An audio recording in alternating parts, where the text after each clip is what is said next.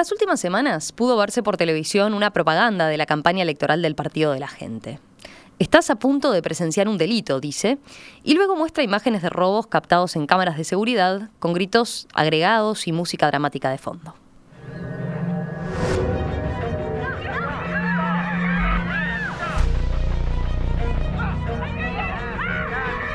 En este país, los delincuentes andan sueltos y la gente de bien tras las rejas.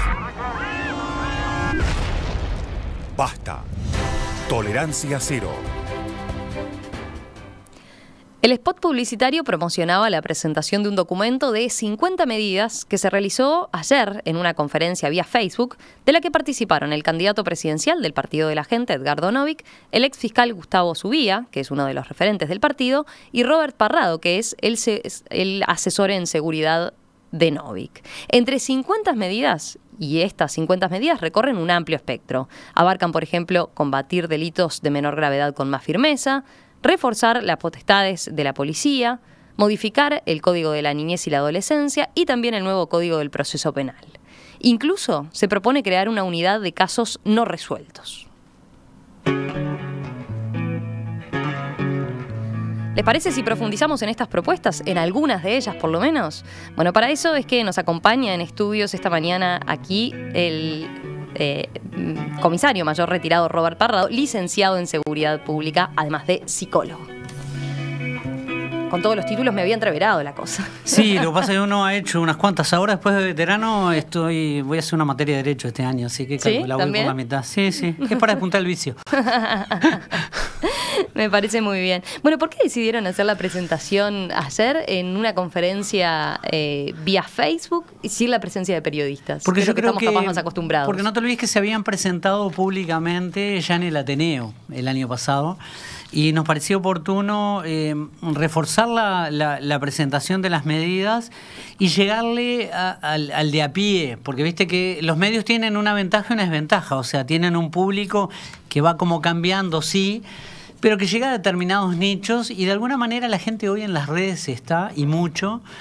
Y nos llevamos una grata sorpresa, porque para mí fue la primera experiencia, digo, será por edad, pero fue como un despertar en eso y es como una de las nuevas herramientas de la campaña, ¿no? Es una herramienta ¿no? nueva que hay que aprender a usarla, que tiene sus cosas lindas y que es directo con la gente, incluso veía gente que habitualmente ves en las redes y gente desconocida totalmente, con preguntas típicas del vecino, de las que escuchás cuando vas a los barrios, ya no solo políticamente, cuando vas, por ejemplo, a un grupo de vecinos alerta que te están pidiendo orientación, que ese es un tema también. Cuando se hace política, no quiere decir que vos te direcciones hacia un determinado lugar, sino que estás tratando de generar desde tus herramientas y saberes propuestas que le hagan bien al todo.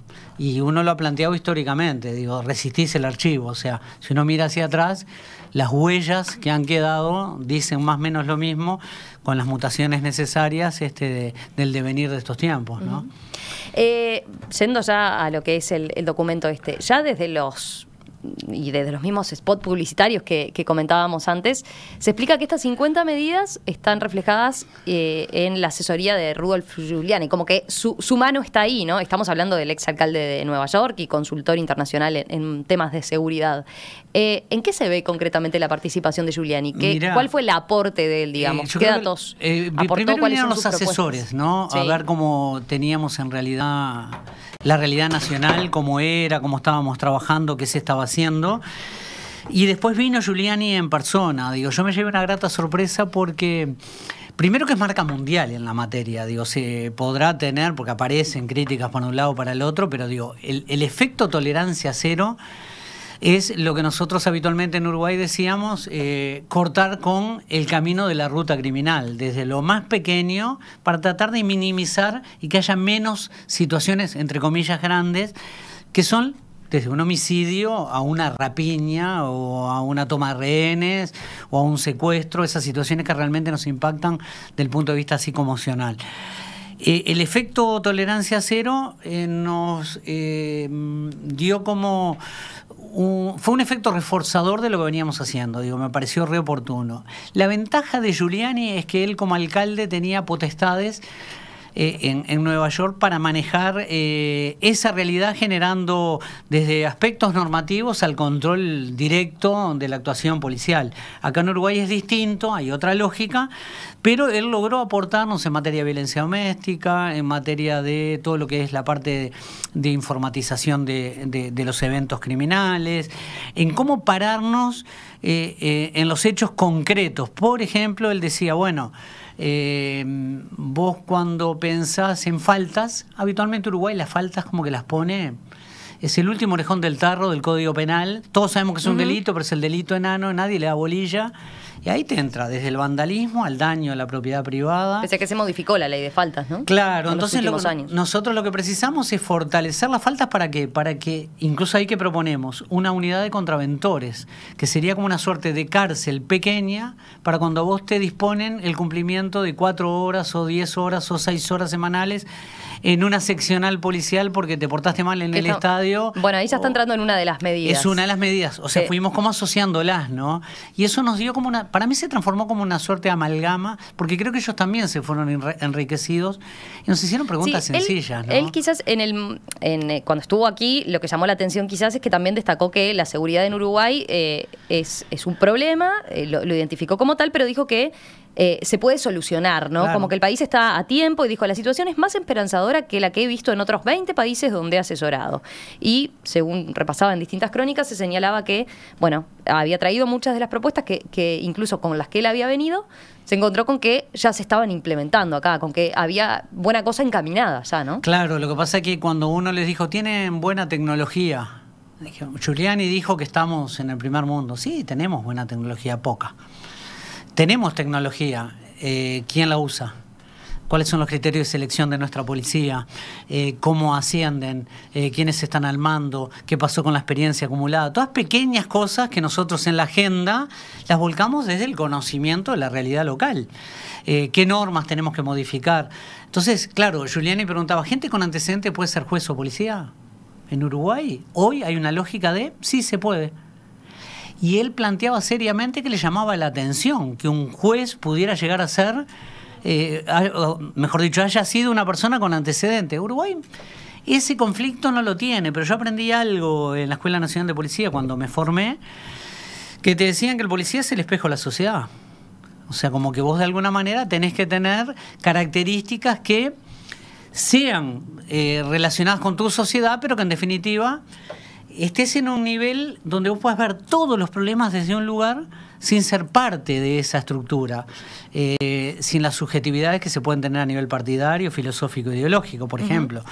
Pero esas cosas él las planteaba y le llamaba la atención. Él decía, ¿pero qué pasa con los antecedentes de los menores? Bueno, eso fue una de las propuestas que hizo, ¿no? Que se preserven los antecedentes de los menores, pero para justamente eso, para después, si hace una carrera, por ejemplo, totalmente, que no pueda ocupar ese tipo de cargos. Claro, hay cargos, ¿no?, que merecen tener una mirada distinta, pero a su vez por otra razón. Si vos fuiste delincuente, porque que tengas 16, 15, 14 y cometés un delito, una infracción, porque es menor de edad, en el concepto vos cometiste algo que es ilícito, fuiste contra la norma. Pasás los 18 años y hay una barrera ahí que parece que te transforma en un ser bueno, que no va a seguir con ese patrón de conducta, y porque el universo se alinea, vos pasaste a ser la mejor persona. Y a los 3 días de haber cumplido los 18 o al minuto, cometés un delito, desde un delito aberrante a cualquier otro delito. No, vos tenés que ver el patrón de conducta que tiene esa persona a lo largo de su existencia para ir manejándolo. Yo estuve a favor de la baja de la edad de imputabilidad. Y me acuerdo que era muy romántico, no queremos niños en las cárceles, porque claro, se iban al código de la niñez y te planteaban que, bueno, hasta los 18 son niños. Sí, de hecho, si vamos a entrar en ese aspecto, ustedes están proponiendo directamente, por ejemplo, elevar a 15 años la duración máxima de la privación de libertad para menores infractores. Claro, ¿no? Porque hoy en día es 5 años. 5 años. Porque hay delitos, digo, donde vos tenés que darle... A ver, ¿hay rehabilitación en las cárceles? No, sabemos que no. O sea, es muy poquitito porque el nivel de reincidencia es un 67%. De cada 3, 2 reinciden.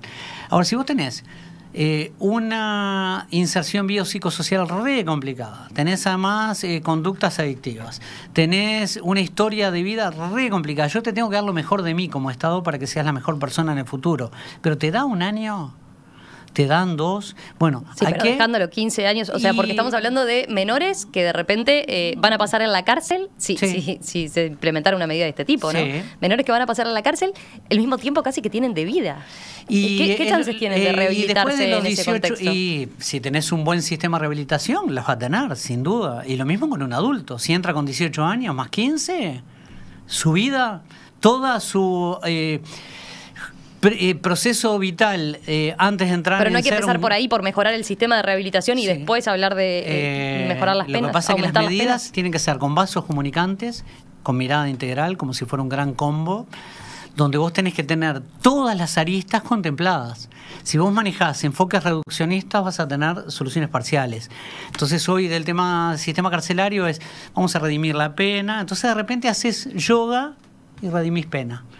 El preso, cuando vos vas, la persona privada de libertad, te dice, ¿esto te sirve para mi causa?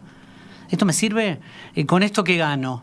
O sea, no hay un proceso, salvo algunas excepciones que son las que se venden públicamente, pero cuando uno va a las cárceles lo que ve es otra realidad. Entonces, ¿qué deberíamos pensar? Microcárceles, que también lo planteamos, cárceles específicas. Fuimos a Brasil a ver modelos, que Brasil tiene cárceles muy embromadas, pero también tiene a 10 cuadras, por ejemplo, Minas Gerais, de cárceles muy interesantes gestionadas por civiles sin custodia policial ni militar. No se fuga nadie, hace 45 años que lo hacen. Pero ¿qué pasa? Atendés. Puedes atender delitos sexuales, puedes atender violencia doméstica, específicamente trabajar cabeza y corazón para una rehabilitación necesaria. Hábitos, horarios, comidas, las comidas que son necesarias en el día. Hace bien poco el comisionado parlamentario tuvo que denunciar gente que estaba detonada dentro de las cárceles. ¿Por qué? Porque el sistema estaba ausente hasta dentro de la propia cárcel, no entraba ni al módulo. Entonces había gente que pesaba nada y nadie lo sabía, nadie lo había notado ni lo había cuidado. Y eso es grave. Parrado, volviendo al tema que hablábamos como marco, ¿no? Con el asesoramiento que ustedes recibieron de Giuliani y cuánto les sirvió para hacer este paquete de medidas. El hecho de esto de que él haya dicho, bueno, es una situación todavía salvable, la situación de la seguridad pública en Uruguay, ¿no los hizo ustedes también moderar de alguna manera lo que venía siendo el discurso? Estoy pensando en que ayer mismo en la conferencia dijeron, estamos a tiempo, permanentemente decían, estamos a tiempo todavía, estamos a tiempo. Políticamente no les jugó en contra el hecho de que el equipo de Giuliani, bueno, declaró que la gestión del actual Ministerio del Interior iba bien encaminada al tener y al estar tomando las medidas que él mismo había propuesto. Sí, está bueno lo que planteás y analicemos este punto así. A mí me gustó hacer una frase, es que estamos a un paso del punto de no retorno. Ayer en la conferencia yo decía, creo que ya estamos con el pie sobre el punto de no retorno. O sea, en ese paso falta apoyarlo. ¿Por qué? Porque estamos pasando ya los 400 y pico homicidios, récord el año pasado. Evidentemente hay cosas que están pasando y que no están saliendo muy bien en lo que tiene que ver con la gestión.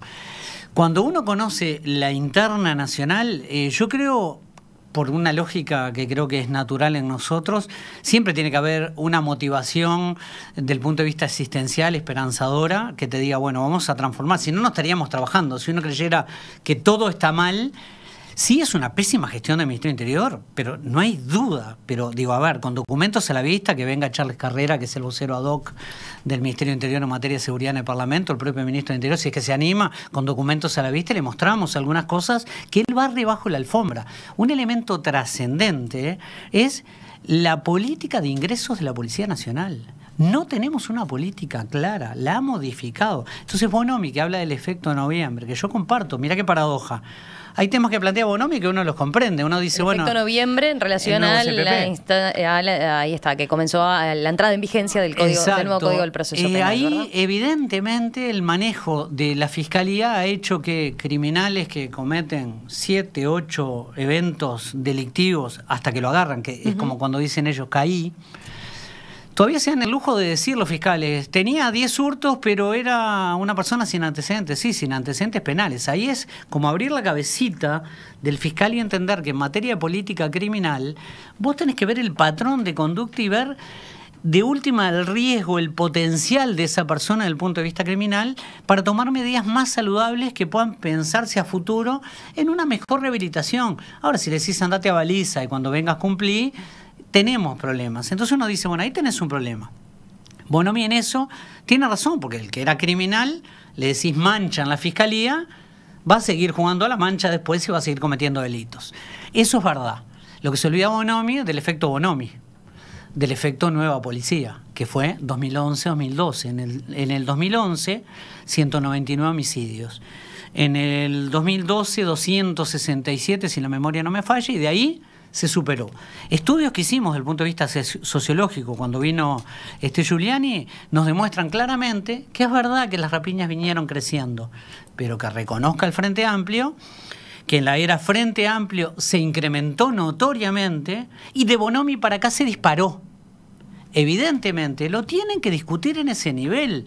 Pero ¿qué pasa? Hoy entramos en un juego dialéctico. Él habla de que, justamente, de que él en todo caso lo que hizo fue evitar una pandemia, ¿no? No, él con y logró contener una pandemia. Falta la verdad porque Bonomi lo que hizo fue desmontar estructuras y montar nuevas estructuras, eliminó la experiencia acumulada, eliminó unidades importantes de la Policía Nacional, se afincó en la tecnología y se olvidó de investigar.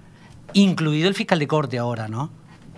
Vamos a hacer una breve pausa y enseguida continuamos conversando con Robert Parrado, asesor en seguridad pública del Partido de la Gente. Esta mañana aquí en Perspectiva estamos hablando de seguridad pública.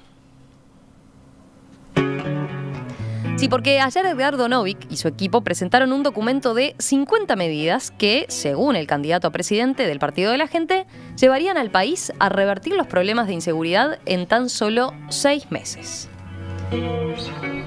¿Qué incluyen estas medidas? ¿Cuánto costarían? Bueno, para hablar de eso es que estamos recibiendo esta mañana aquí en estudios a Robert Parrado, que es comisario mayor retirado y asesor en seguridad del candidato presidencial por el Partido de la Gente. Bueno, ya fuimos un poco al contexto, ya mencionamos algo del rol que tuvo el asesoramiento que ustedes recibieron de Rudolph Giuliani, el exalcalde de Nueva York y consultor internacional en seguridad. Mencionamos por arriba por lo menos algunas de las medidas, pero vayamos a otras de las medidas, de estas 50 medidas que aparecen en el documento. Una de las propuestas es que la policía pueda pedir identificación a personas en la calle y que también pueda realizar registros personales cuando razonablemente presuma que existe flagrante actividad delictiva de la persona sometida a registro. ¿Podemos explicar un poco más esta medida y qué cambiaría respecto a lo que se hace actualmente? Sí, hoy por hoy la policía en realidad tiene una actitud muy parcial en lo que tiene que ver con la prevención, disuasión y represión del delito. Queda como entrampada en lo que el fiscal puede hacer. Alguna información va por vía electrónica y otra información puede ser telefónicamente, como se hacía históricamente con los jueces. En la medida que la policía perdió experiencia y la fiscalía no la tiene, porque en realidad quien la tenía por años y años de trabajarlo eran los jueces, hay un proceso donde se genera una zona gris media complicada. ¿Quiénes son las personas que pueden valorar efectivamente, más allá que es una palabra que hay mucha gente que le cae medio raro cuando dicen una persona sospechosa? Uh-huh. ¿Qué es una persona sospechosa? Bueno, quienes lo van a saber son los profesionales de la seguridad, aquellos que están todo el día en la tarea de campo, que pueden ver gestos, como por ejemplo el gesto típico de acomodar el arma en la cintura, o determinada forma de caminar, o miradas, que uno perfectamente podría pedir la identificación y además, ante la presunción de un hecho que se pueda llegar a configurar con una actitud delictiva, revisarlo. Tiene que ser un cacheo. Lo más parecido a esto, para evitar el tema del estigma, que la gente lo plantea también, porque estos días ha sido así, sí. Cuando te hablan del plancha, el famoso plancha, la vestimenta del plancha, entre comillas, es holgada. El policía no es que discrimine a los planchas o estigmatice al que se viste con ropas holgadas. Debajo de las ropas holgadas hay más posibilidad, por ejemplo, de llevar una escopeta colgada al hombro de caño recortado, por ejemplo. Uh-huh. Es distinto si vos llevas pantalones ajustados. Son cuestiones que se van a valorar. Pero eso hoy en día la policía lo hace. No. ¿Cómo no se está haciendo? No se está haciendo. Lo estamos viendo todos los días en imágenes de actuaciones policiales donde se miran entre ellos sin saber cómo resolverlo y nadie da media directiva. Pero por ejemplo, poner la republicana para las motos, ¿no? Eso es otra historia. Bueno, ¿a qué se refiere? ¿Al operativo Aruera, por ejemplo? Sí, vamos Hay al varios Chuy. operativos. Claro, operativo Aruera que se detienen motos, piden documentos. Exacto. Y si hay alguna irregularidad, lo que hacen es incautar el vehículo. Y de hecho, algunas cifras. En 2018 se cumplieron 3 años desde la implementación de este operativo y se publicó que se incautaron 260.000 motos en ese lapso de trabajo. Maravilloso, y sin embargo se quejan cuando le decís que Está las también motos... el operativo Gavilán, que controla vehículos. Claro, después sacamos la foto frente a la Guardia Republicana, donde lo usamos casi de muro, todas las motos adelante, entre los dos alambrados, para decir bien la cantidad de motos que tenemos, no la va a buscar nadie, porque las motos son baratísimas, se vuelven a comprar otras en cuota. Ahora, el delincuente, ¿qué precisa? Tenemos que controlarle las matrículas, que lleven casco numerado, que tenemos que implementarlo. Tenemos que tener... Hay un proyecto de Pedro Bordaberry, dicho sea de paso, de hace unos años, donde él plantea que debe ir hasta el acompañante. Nosotros lo llevamos al tema seguridad, pero también impactan los accidentes de tránsito. Casco numerado, chaleco numerado, un control intenso no solo de la policía, sino de los cuerpos inspectivos. Entonces, cuando vos decís qué se tiene que hacer, vos tenés que controlar efectivamente en determinadas zonas, porque hay lugares donde se llevan los niños a la escuela, las maestras van ahí, obviamente. ¿Ustedes proponen que no. directamente, por ejemplo, en el caso de las motos? Motochorros, uno por moto. No pueden haber motochorros en la calle. Tenemos que controlar intensamente y va a haber lugares donde ahí le van a decir, pero es bravo, porque estamos hablando de zonas vulnerables también, donde a veces es el único medio. ¿No? Bueno, no es si que es el puedan único ir medio, en tenés que tener matrícula, tenés que usar casco y tenés que tener chaleco identificado. Si Las está con normas todos son esos iguales para todos. Elementos, podría. Podría, perfectamente, si es que en esa zona no hay salideras, como le dicen en Argentina, o atracos o rapiñas en la calle. Si tenemos un número que revela la necesidad de implementar la medida de uno por moto, se implementará. En materia de seguridad no hay medidas simpáticas o antipáticas. Yo tengo que protegerte. Yo tengo que lograr que a ti no te arrepientes. Algo me decía un periodista, si algunos fiscales planteaban que el tema del casco impide que los puedas reconocer. Decirle a ese fiscal, no me des el nombre, le digo, transmitíselo la próxima vez y decirle que yo te lo dije, que yo quiero evitar que lo rapiñen a la persona, no mandarlo preso después que te rapiñaron. Parece, pero de tapa de libro eso, y sin embargo te encontrás con razonamientos como esos. Yo quiero evitar que haya rapiñas, yo quiero evitar que el riesgo a que te maten, que es en el delito bisagra, que es la rapiña, no dependa del accionar del dedo índice del agresor en la cola del disparador. Eso es, yo tengo que evitarte el daño emocional que te genera saber que te pudieron haber matado.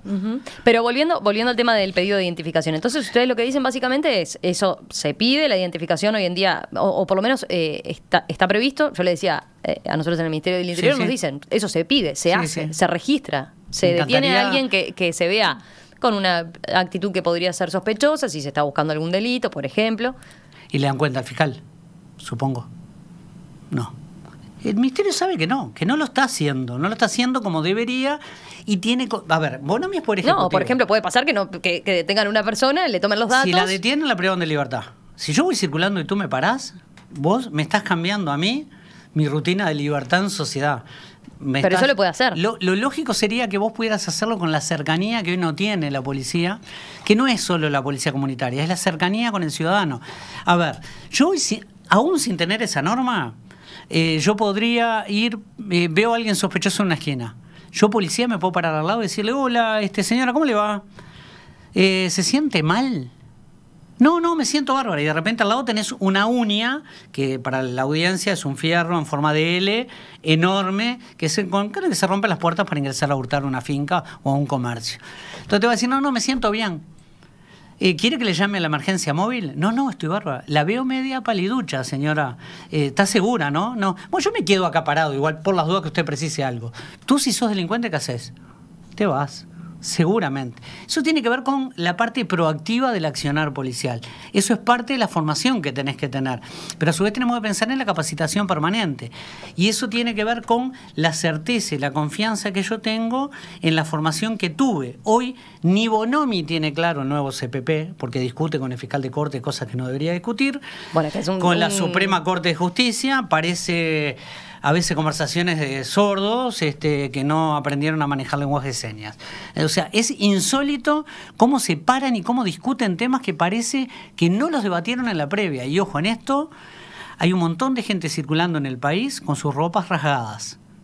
todos los legisladores, el fiscal Díaz y toda la gente que le dio para adelante al nuevo CPP, los silenciosos que pudieron haber pasado por el Parlamento, que asuman su responsabilidad. Lo que tiene que ver con el nuevo Código del Proceso Penal y los cambios que implicó, ahí está todo el sistema político involucrado. Sí, yo reconozco a Morín Valle que dijo algo está mal, vamos a tener que juntarnos, yo lo voté, creo que no. Sí, eso lo hizo ahora, ¿no? Hace un poquito, pero yo creo que ya es hora. Hizo esa convocatoria. ¿Lo podemos modificar? Sí, también lo podemos derogar. Y volver al código anterior. Y yo creo que de alguna manera, a ver, con todos estos dineros que se han gastado en el nuevo CPP y las dificultades que nos genera, hubiésemos fortalecido el Poder Judicial y mejorado algunas cosas y capaz que podía haber andado. No es tu alta expertise el mundo jurídico, pero uno lo vivió. Entonces uno dice, antes tenías un contacto. Usted dice que se puede dar marcha atrás en una reforma ahora tan ahora es complicadísimo, pero digo, creo que es necesario debatirlo. O sea, asumir la cuota parte de responsabilidad y decir, bueno, vamos a ponerlo en la mesa. Si no dará para derogarlo, no por esto, y bueno, convenceme, pero vamos a discutirlo. Ahora tenés incluso una unidad intermedia entre la comunicación administrativa y el fiscal, que es gente que uno no sabe ni qué son, que depuran la información que llega para que le llegue a la bandeja del fiscal para que actúe. O sea que el sistema de justicia ahora tiene un filtro, además. De la República ni hablemos entonces, porque el Poder Judicial quedó en una posición bastante frágil como poder del Estado en materia de seguridad pública. Entonces uno dice, vamos a trabajar sobre esas cosas, yo creo que hay que cambiarlas, pero eso es un gran combo. Vos tenés medidas concretas que no precisan plata, es recursos humanos. Difícil pensar en eso, en un cambio así, en pleno año de campaña electoral, ¿no? Si pensamos en el código sí es complicadísimo, pero hay que ser honesto, digo, a ver, vos hay medidas que precisás ubicar los recursos humanos y redistribuir los medios logísticos. Ahí no gastás nada. Que no es gastar, ahí sería una inversión de inteligencia al servicio de mejorar la realidad que tenemos. Traer la gente veterana, nosotros planteamos una reserva, pero no como efecto operacional, sino para volcar la experiencia acumulada de muchos años. Que además... ¿De qué están hablando? De toda la oficialidad y personal subalterno retirado que tiene una vastísima experiencia que hoy la policía no la tiene. Yo creo que hay que volcarla. Policías retirados. Policías retirados, yo lo pensaría incluso con gente del Poder Judicial. Hay mucha gente que tiene mucho para aportar en esta materia que uno tendría que arrimarlo a trabajar.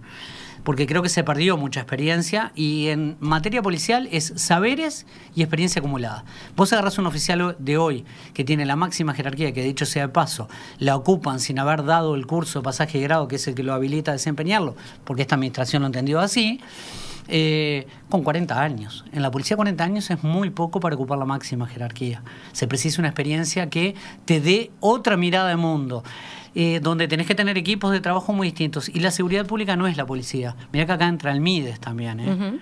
Acá te entra Salud Pública, acá te entra el INAU, acá te entra...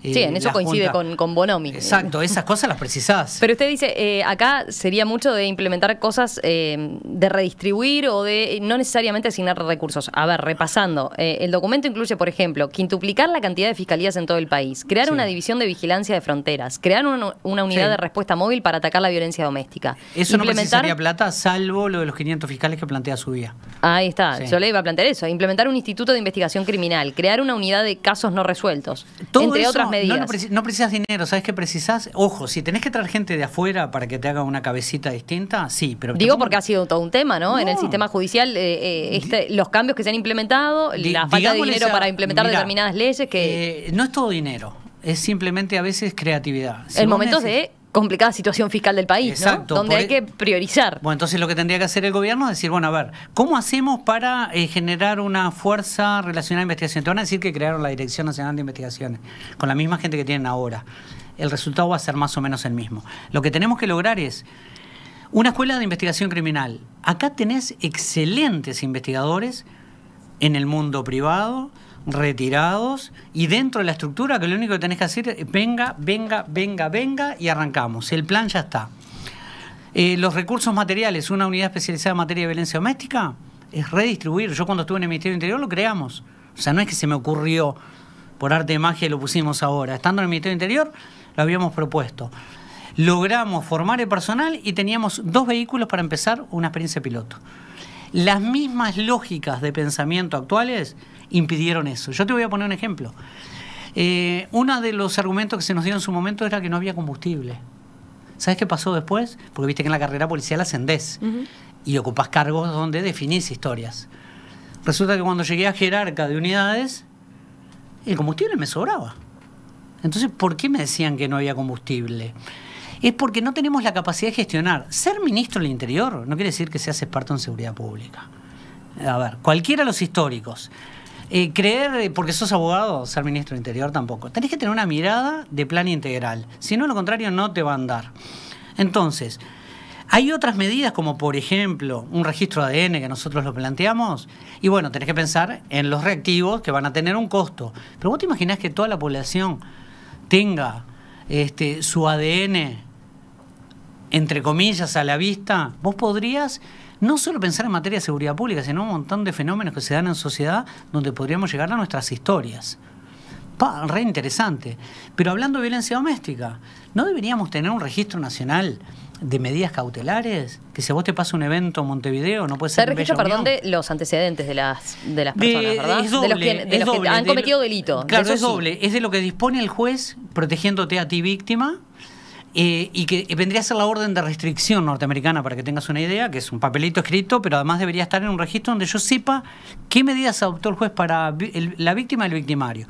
Pero también un registro nacional, que es un programa informático, nada más, donde haya un seguimiento de la realidad que tú viviste como víctima o como victimario, para que cuando llega el decisor, para que no pase lo de Artigas, vos tengas un patrón, una línea de tiempo donde estén todos los elementos y yo pueda definir adecuadamente un diagnóstico de riesgo. Hay un paréntesis, está haciendo referencia al femicidio que se dio en Artigas recientemente, días atrás, con una víctima que había denunciado por segunda vez, que era policía, por segunda vez había denunciado a su expareja y no se le, simplemente se le llamó a que al primer incumplimiento que respetara las medidas de restricción, claro, pero no se le aplicó ni la tobillera ni cuando estabas en una seccional, los jueces te decían libertad y severas prevenciones. ¡Pah! Re interesante era. Mirá que antes pasaba. Claro, las severas prevenciones dependía del subcomisario guardia, que puede tener ganas de decirle, mire, mi amigo, que sea la última vez, no lo haga más, mire que estamos atentos. Pero también tenés que ser creativo, y te voy a poner un ejemplo concreto en materia de violencia doméstica. A mí me tocó, estando de director de Prevención Social del Delito, una víctima de otro país en materia de violencia doméstica, se escapó de ese país y viajó a América, llegó a Uruguay. Tomamos noticia de que venía a través de familiares. El hecho ocurrió fuera del país. Nosotros entendimos que le teníamos que apenas llegar a decirle que íbamos a estar apoyándola en esa historia de maltrato que había vivido en ese país. ¿Se agrava con qué? En el siguiente vuelo, ¿quién venía atrás? Su agresor. Algo me impide a mí, a la llegada del aeropuerto, decir, hola, Robert Parrado, sí, soy yo. Yo soy el director de Prevención Social del Delito. El Estado uruguayo está atento a la situación de violencia doméstica que usted vivió y que está documentada en su país de origen. En Uruguay vamos a estar muy atentos a esa realidad. ¡Opa! Mirá qué interesante que te reciban así. Eso es creatividad. No lo hice porque se me cantó, ¿eh? Lo hicimos con conocimiento de la justicia. ¿Tiene un valor relativo desde el punto de vista legal? Sí. Pero mirá qué interesante, en la cabecita de ese señor dijo, wow, apenas vigilado, llegué, claro. Alguien me está atendiendo. Bueno, eso es lo que tiene que pasar, no es solo te puse la tobillera. ¿Sabías que la tobillera no vibra? Suena nomás. Entonces yo te quiero rehabilitar, todos se llenan la boca con la rehabilitación. Y si vos haces un lindo proceso de rehabilitación, pero justo y lo arrancás, y estás en un aula y justo la víctima pasa con el ómnibus en la cercanía, ¿te suena? ¿Cómo le explicás a todos tus compañeros? Y va a haber gente que automáticamente va a decir, bien merecido que lo tiene, que quede pegado, prendelo fuego. No, nosotros tenemos que hacer las cosas pensando también que puede exacerbar la violencia. Son detalles, no menores. Y eso es, a ver, errores de Bonomi. La víctima, dice Bonomi, tiene que reconocer que no puede sacarse la tobillera, porque si se la saca, se la tenemos que dar a otra. ¿Sabe lo que se olvida él? Del síndrome de la mujer maltratada. Se ve que no se lo explicaron. No le explicaron el perfil del ofensor doméstico, no le explicaron el ciclo de la violencia de Leonor Walker, no le explicaron el patrón de conducta. No entendió nada. O te manda al que le sacaron el arma a la cárcel. No entendiste nada, Bonomi. Digo, tenés que realmente comprometerte con cada tema. Quiero pasar a otros temas. Dale. Porque nos queda poco tiempo. Dale. Ayer en la presentación que hicieron ustedes, bueno, dedicaron buena parte también de la conferencia a criticar el actual sistema penitenciario, sí, ¿no? Terrible. Por ejemplo, Zubia habló de que hay que empezar a respetar los derechos humanos dentro de las cárceles, ¿no? Sin embargo, en el documento la única mención de las cárceles habla de que los militares tomen el control de los establecimientos. Sí. ¿De qué otra forma proponen mejorarlos? No, es que eso tiene todo un gran combo. No, está esa norma y las microcárceles, que es una de las medidas que también está planteada. O sea, la idea es, la gestión de las cárceles por un tema coyuntural, yo creo que hoy no pueden pasar, nunca podrían pasar al Ministerio de Educación y Cultura. Sin duda. Ya estuvieron, ¿no? Sí, un periodista, un colega tuyo me decía, bueno, vuelven a su destino natural. Le digo, yo discrepo. Destino natural era porque se generaron ahí. Eso no quiere decir hasta el 71 que vuelvan a su origen. En manos del MEC, entendiendo claro, que era parte de la rehabilitación. ¿Y por qué fue que salieron del MEC? Por la coyuntura que tenía el país en ese momento, que entendieron que tenía que quedar en manos del Ministerio del Interior, Movimiento de Liberación Nacional Tupamaro, todo el tema de la subversión. Pero hoy por hoy, el Ministerio del Interior le tiene que quedar claro, no debe haber medio policía que quiera estar a cargo de las cárceles. Porque si vos los detenés, no podés estar después a cargo de las personas que vos mismo detuviste como institución.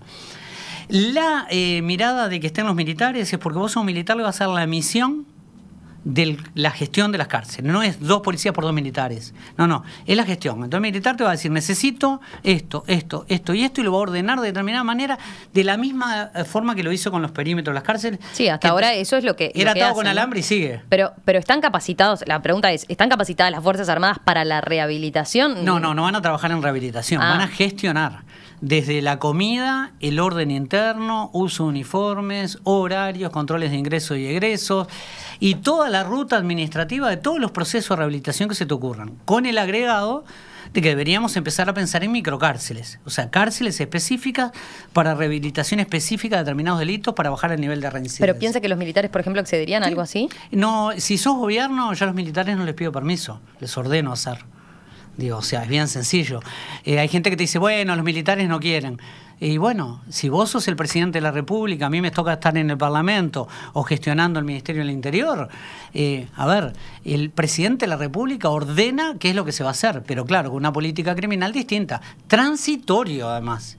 No es para que los militares se queden. Debe haber un sería solamente real. La gestión, entonces. Estamos hablando de la gestión del sistema carcelario. Y ustedes también criticaron ayer que haya civiles en el aspecto de la rehabilitación. Hoy algo que se viene haciendo no en la rehabilitación, sino en el mando y gestión de las cárceles. Vos no te olvides que a nosotros se nos vendió un producto de que todos entramos por concurso a la administración pública. Faltan a la verdad. Hay gente que entra facturando, luego le creamos un carguito en la rendición de cuentas o ley de presupuesto, y después los ponemos a cargo de direcciones. La pregunta sería, ¿cuántos son? Bueno, habría que ver en toda la estructura carcelaria y en todo el sistema, por ejemplo, el Ministerio del Interior, pero debe pasar en todos los demás ministerios, cómo está ingresando la gente. Entonces, nosotros cuando denunciamos el efecto Anzalone, pusimos en tela de juicio los ingresos de la Policía Nacional. Hubo un procesamiento de un jerarca y de su hermana que no tenía título y generó una movida enorme. ¿Vos sabías que la Comisión de Seguridad y Convivencia del Parlamento, tanto en diputados como en Senado, no le llamó la atención? Nunca me llamaron. Qué raro. Pero Charles Carrera dijo que habían iniciado una investigación administrativa. ¿Cuál fue el resultado? Qué raro que no se sabe nada. Bonomi no nos dice eso. Qué raro. Es como ciencia ficción. Eso está barrido bajo la alfombra. Y la alfombra además cada vez tiene que ser más grande porque empieza a ser un Everest lo que hay abajo de esa alfombra. Entonces, son esas pequeñas cosas que podés tener buena voluntad, pero con voluntarismo no lo arreglás. Esto hay que trabajarlo profesionalmente. Yo tengo que poner a cargo gente que tenga alta especialización, que lo pueda poner en un marco lógico, que pueda hacer una devolución en forma adecuada, que tenga la capacitación. Yo escuché dirigentes de otros partidos decir, tenemos que formar penitenciarios. En el 78 creo que fue, 78, 77 creo que fue el último egresado de la Escuela Nacional de Policía como oficial penitenciario. Yo no quiero que los policías estén, pero hubo. Vamos a conocer un poquito de nuestra historia, de cómo vienen estos temas, pero a ver, no solo con policías, militares, antropólogos, sociólogos, médicos para trabajar las enfermedades profesionales, ver qué pasa dentro de las cárceles. El MIDES trabajando en la rehabilitación, lo dice Verónica Alonso y lo comparto, el MIDES adentro. trabajemos para la reinserción, si no quedan palabras vacías. Y yo no quiero discutir palabras vacías, vamos a discutir argumentos. Para cerrar, le pido breve porque ya se nos termina el programa. Usted hablaba de voluntarismo. ¿No es voluntarista decir que en 6 meses, si se aplican las medidas que ustedes proponen, se soluciona el problema de la seguridad pública aquí en el país? Yo creo que das un paso trascendente. No estamos hablando de un problema mucho más de fondo que tiene la sociedad uruguaya. Es un tema de fondo, pero si vos en 6 meses lográs que quienes cometan delitos estén en la cárcel, y vas a mejorar bastante, porque va a haber mucha menos gente delinquiendo en las calles. Si vos estás ausente en determinados lugares, no puede pasar que tenemos que ir de nuevo a una zona que ya estuvimos, porque incumplieron las medidas que el fiscal les fijó. Se quedaron o volvieron a tomar otras casas. ¿Qué quiere decir? No saturar es, te doy oxígeno, controlo el oxígeno que tenés en tu cuerpo, si sos asmático, y cuando estás bien te vas. Acá saturar no es ir y me voy, es quedarme como Estado, pero tengo que asumir que tengo que controlarlo efectivamente. Y no puede ser que procese a la gente, que formalice a la gente por el hurto de luz y de agua. ¿Qué quiere decir? No estamos teniendo ni siquiera la capacidad de investigar adecuadamente, no estamos controlando las fronteras. Estamos hablando del narcotráfico en Uruguay.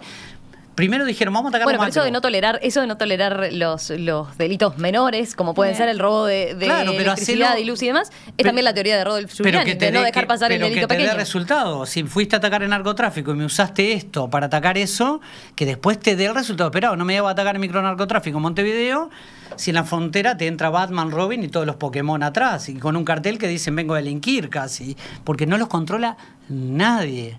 Nadie. Una división de frontera implica trabajo de verdad en la frontera. Licenciado en Seguridad Pública Robert Parrado, asesor en seguridad del Partido de la Gente, muchas gracias por estos minutos esta mañana aquí en Perspectiva. Por la invitación, y es un honor compartir este rato con ustedes.